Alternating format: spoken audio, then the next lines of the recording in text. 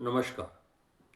आज मैं आप लोगों को डाउन सिंड्रोम के सीरीज में आज आप लोगों को टर्नर सिंड्रोम के बारे में बताने वाला हूँ। मैं राजेंद्र बारसकर आर के बी स्पेशल एजुकेशन चैनल में आप लोगों को स्वागत करता हूँ। टर्नर सिंड्रोम सिंड्रोम क्या होता है? इसे क्या क्या नाम है? टर्नर सिंड्रोम को 45 सिंड्रोम या एक्स सिंड्रोम कहते हैं। ऑटोसोमी एक्स सिंड्रोम भी कहते हैं। उलरिक सिंड्रोम भी कहते हैं। ये इसके कुछ नाम हैं जिसको कि इनको जाना जाता है। इसमें क्या होता है?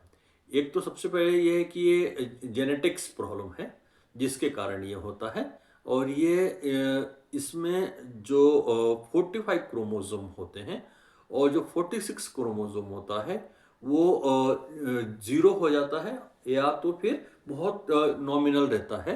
तो इसके कारण इसमें जेनेटिक्स के से प्रॉब्लम होने के कारण इसमें जेंडर्स प्रॉब्लम्स की संभावनाएं होती हैं। तो इसमें ये ज़्यादातर फीमेल्स में भी देखने में आता है। तो इसमें सबसे ज़्यादा ये प्रॉब्लम होती है कि इनमें ओवरीज में प्रॉब्लम होती है जो प्रॉपर तरीके से डेवलप नहीं हो पाता है। इसमें दूसरा ये है कि इनका इनवॉलेंट्री मूवमेंट होते हैं, जैसे कंधे उचकाना, पलके झपकाना, या फेस में प्रॉपर तरीके से डेवलप नहीं होना। और इनमें एडोलसेंस जो है बहुत डिले होता है, इसके कारण भी ये होता है। तो ये इसके कुछ अहम सिम्टम्स देख पाते हैं।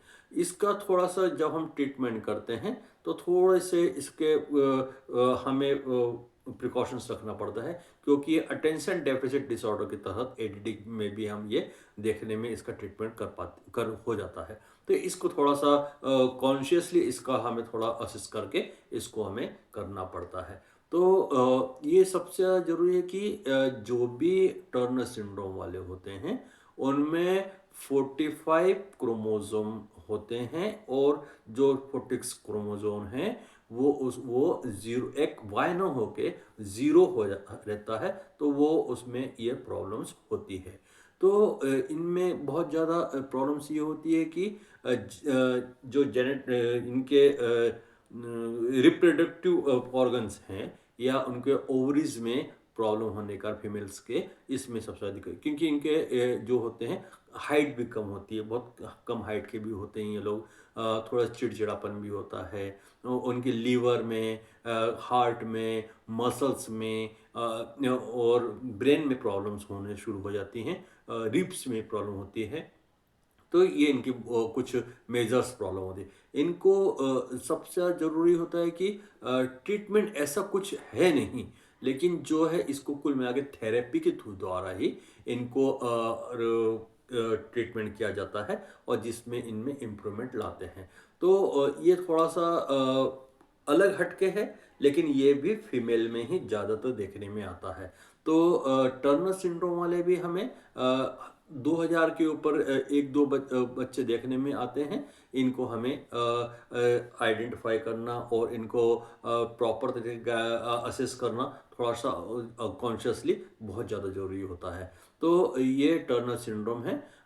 इसमें भी हमें रिहेबिलिटेशन टीम की बहुत ज़्यादा रिक्वायरमेंट होती है। और इसमें साइकोलॉजिस्ट की ज़रूरत होती है, स्पेशल एजुकेटर्स की ज़रूरत होती है, फिजियोथेरेपिस्ट की हो गई है, या गायनिक वाले की भी रिक्वायरमेंट हो गई है, या बहुत सारे ऐसे मेडिकल प्रैक्टिशनर की भी रिक्वायरमेंट होती है। तो इस वीडियो को आप ज़्यादा से ज़्यादा शेयर करेंगे, सब्सक्राइब करेंगे, लाइक करेंगे, लोगों तक पहुंचाएंगे, तो टर्नर सिंड्रोम के बारे में भी लोगों को अवेयरनेस आएगी और प्रॉपर तरीके से डॉक्टर के पास में जाकर गाइड लेकर उसका ट्रीटमेंट करवा पाएंगे और थेरेपी या जो भी ट्रेनिंग की जो रिक्वायरमेंट है वो फुलफिल हो पाएगी।